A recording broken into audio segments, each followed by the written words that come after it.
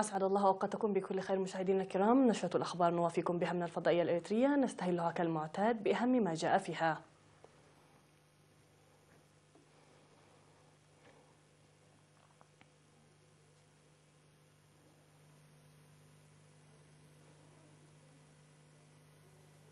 وزير التعليم سيستمر الرؤسوم سفيرا في إثيوبيا.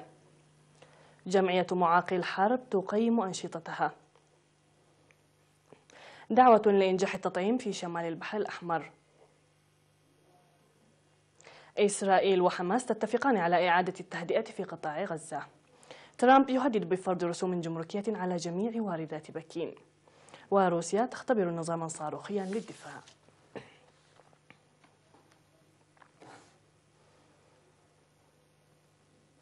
من العناوين إلى التفاصيل، أهلا بكم. عين فخامة الرئيس إسياس أفورقي في 20 من يوليو وزير التعليم السيستمر الرؤسوم سفيرا لدولة إريتريا في جمهورية إثيوبيا الاتحادية الديمقراطية. يذكر بأن إعلان السلام والصداقة الذي وقعت عليه إريتريا وإثيوبيا في 9 من يوليو الجاري يشمل مادة استئناف العلاقات الدبلوماسية بين البلدين، وسيسهم تعيين السفراء كثيرا في عملية الصلح والسلام المبشرة التي بدأت بين إريتريا وإثيوبيا. وقد عين السفير سمر الرؤسوم لهذا المنصب الجديد بمستوى وزير. وكانت الحكومة الإثيوبية قد عينت يوم 18 من يوليو السيد رضوان حسين سفيرا لها في إريتريا. وقد عمل السفير سمر الرؤسوم في السابق سفيرا في الولايات المتحدة الأمريكية وحاكما للإقليم الأوسط.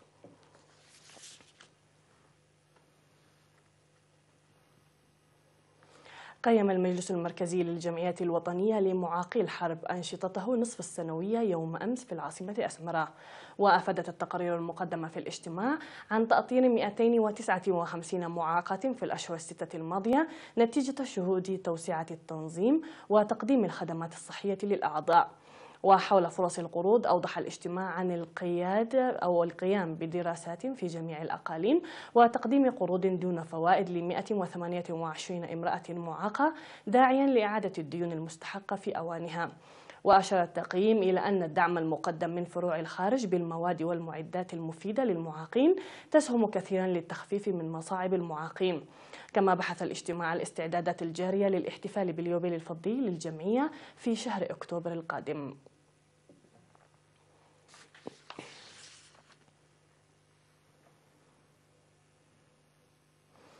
دعا مسؤول برنامج التطعيم الوطني في وزارة الصحة السيد تيدروس يحدوغو لتعزيز دور الإدارات ومسؤولي المؤسسات الصحية لإنجاح برنامج التطعيم الذي سيقدم نهاية هذا العام بتبديل التطعيم بالتنقيط في الفم إلى التطعيم بالحقن ضد شلل الأطفال. وقال في الدورة التأهيلية التي نظمت للتعريف بالتطعيم الجديد إن الجهود التي بذلت في سنوات الاستقلال مكنت من رفع تغطية التطعيم من 10% إلى 95%، ويجري العمل لإكمال نسبة 100%. وذكر بأن التطعيم في البداية كان ل6 أنواع فقط ووصل حاليا ل11، ويجري العمل لإدخال أنواع تطعيم جديد في هذا العام، ويجعل ذلك إريتريا من الدول النموذجية في المنطقة. وأشار إلى أن تطعيم شلل الأطفال المقدم بالحقن يعتبر من الأنواع الجديدة التي يتم إدخالها هذا العام، وتنتظم البلاد حملات توعية مكثفة لاستئصال مرض شلل الأطفال. من جانبه أوضح مسؤول وحدة المجتمع والأسرة في مكتب وزارة الصحة بإقليم شمال البحر الأحمر السيد زادينجل غورغوريوس أن التطعيم في الإقليم بلغ في السنوات ال5 الماضية من 85 إلى 95% رغم تحدياته الطبيعية، مشيرا إلى أن تطعيم هذا العام له فوائد مزدوجة لكونه يضم الكثير من الأمراض. وذكر مسؤول الصحة في إقليم شمال البحر الأحمر السيد تسفاي تسفاتيون أن التطعيم الجديد بالحقن ضد شلل الأطفال يأتي بديلا للتنقيط بالفم الذي كان يقدم في السنوات الماضية، داعيا لتعزيز دور الإدارات والشركاء لضمان صحة الأطفال. وعرب المشاركون في الدورة التأهيلية من مدراء المديريات ومسؤولي المؤسسات الصحية على جاهزيتهم لإنجاح البرنامج، مطالبين بتوفير المعدات اللازمة مسبقا.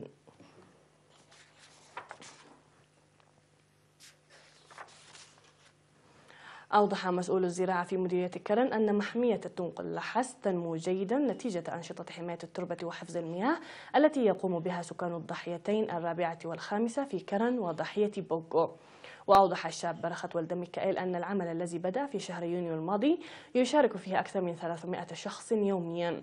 وأشار إلى بناء مدرجات بطول أكثر من 32 كيلومترا وحواجز مائية بأكثر من 1500 متر مكعب و9300 حوض للمياه. من جانبه أوضح ممثل سلطة الغابات والحياة البرية في إقليم عنسبة سيد كاسيتا تسفازيون عن اختيار تنقلحاس لإقامة المحمية بموجب الدراسة التي أجريت عام 2017 وحجز مساحة 871 هكتارا وتشجيرها. وأوضح المشاركون في النفير أن الهدف إعادة الغطاء النباتي وتنمية الغابات والحياة البرية واستقرار التربة. وقد تفقد حاكم إقليم عنسبة أنشطة النفير الجارية في المحمية وقال إن حماية التربة وحفظ المياه يجب منحها الأولوية.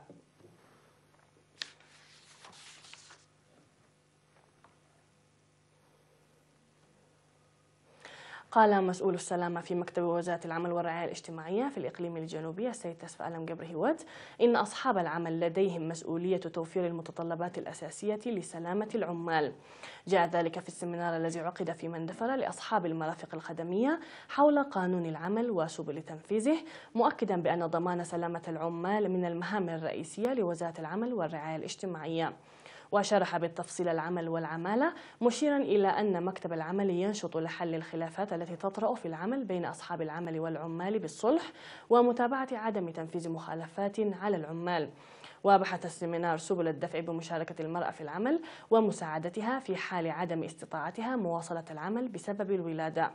وقال مسؤول الخدمات الاجتماعية في الإقليم الجنوبي السيد قال آبتس فاسلاسي في ختام السمينار إن على الجانبين أصحاب العمل والعمال عليهم رفع معرفتهم بقانون العمل، موصيا أصحاب العمل لاتباع القيم المؤسسية ومنح الأولوية لسلامة العمال، على أن يحترم العمال وقت العمل وتطوير مهنهم وأن يكونوا نموذجيين في عملهم.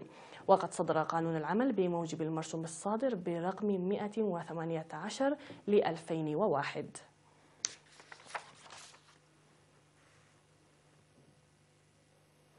يقوم السكان وأفراد قوات الدفاع بنفير لصيانة 8 كيلومترات من طريق عشروم على طريق أفعبت نقفة وطريق أفعبت قادم حليب. يشارك في النفير يوميا أكثر من 300 شخص، حيث قاموا ببناء مجرى تحويلي للسيول لحماية الطريق وصيانة كاملة للجسر الأرضي في وادي أزهراء. من جهة أخرى قام سكان أفعبت بنفير واسع لنظافة بيئتهم. مشاهدينا الكرام، من الأنباء المحلية إلى الأنباء العالمية بعد هذا الفاصل.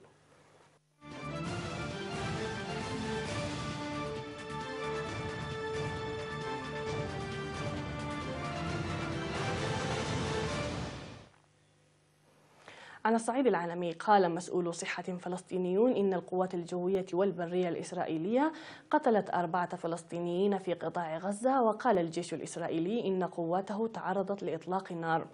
وقال الجيش إن طائراته ودباباته أصابت 8 مواقع لحماس في غزة بعد أن تعرضت قواته لإطلاق نار، كما ألقيت عليها عبوات متفجرة بمحاذاة الحدود. وتعرضت غزة لمزيد من الضربات الجوية فيما وصفه الجيش بهجوم واسع النطاق على حماس.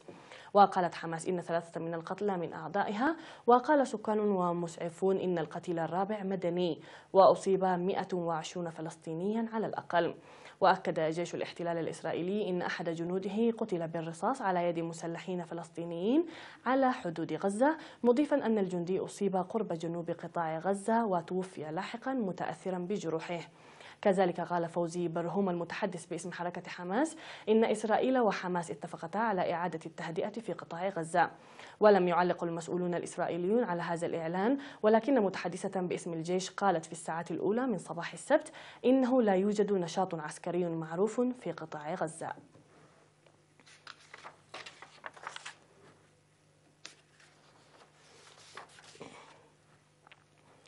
أعلن الرئيس الأمريكي دونالد ترامب استعداده لفرض رسوم على البضائع المستوردة من الصين بقيمة تصل إلى 500 مليار دولار. جاء ذلك في مقابلة بثتها قناة CNBC الأمريكية، قائلا أنه مستعد لفرض رسوم على البضائع المستوردة من الصين تصل إلى 500 مليار دولار أمريكي. وبدأت الإدارة الأمريكية في 6 من يوليو الجاري بفرض رسوم جمركية إضافية بنسبة 25% على 818 سلعة صينية بقيمة 34 مليار دولار، وذلك ضمن خطة ترامب لتضييق الخناق على ما يصفه بممارسات تجارية غير عادلة. ويطالب البيت الأبيض بخفض العجز التجاري بما يقارب ب 200 مليار دولار مع العملاق الآسيوي، والذي بلغ العام الماضي نحو 375 مليار دولار لصالح الصين.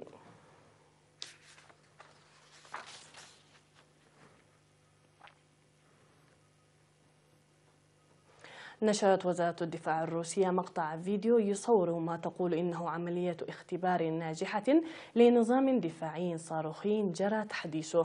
ويأتي نشر الفيديو بعد يوم من نشر الوزارة سلسلة من مقاطع الفيديو تظهر اختبارات وعمليات لجيل جديد من الأسلحة النووية والتقليدية. وأعلن الرئيس الروسي فلاديمير بوتين في مارس عن مجموعة من الأسلحة النووية الجديدة في واحد من أكثر خطاباته عدائية منذ سنوات. كما أعلنت وزارة الدفاع الروسية أن قواتها البحرية تسلمت في النصف الأول من العام الحالي عددا من السفن الحربية، بالإضافة إلى 49 صاروخا مجنحا من طراز كاليبر. ويتم استخدام صواريخ كاليبر من على القواصات النووية وسفن السطح، ويصل مداها إلى 2500 كيلومتر.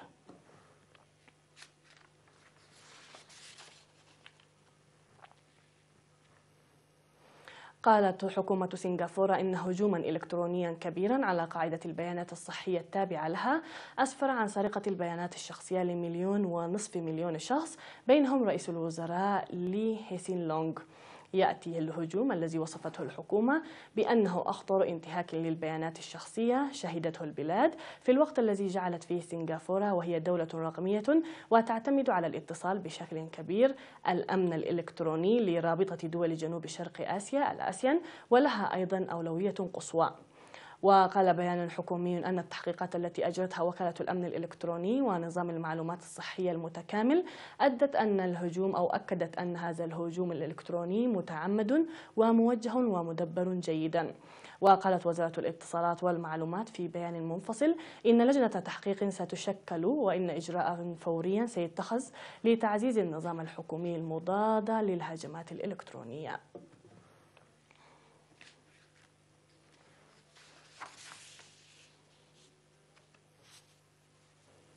نهاية النشرة مشاهدينا الكرام، شكرا لكم على حسن المتابعة، وقتا ممتعا نتمناه لكم مع بقية برامجنا.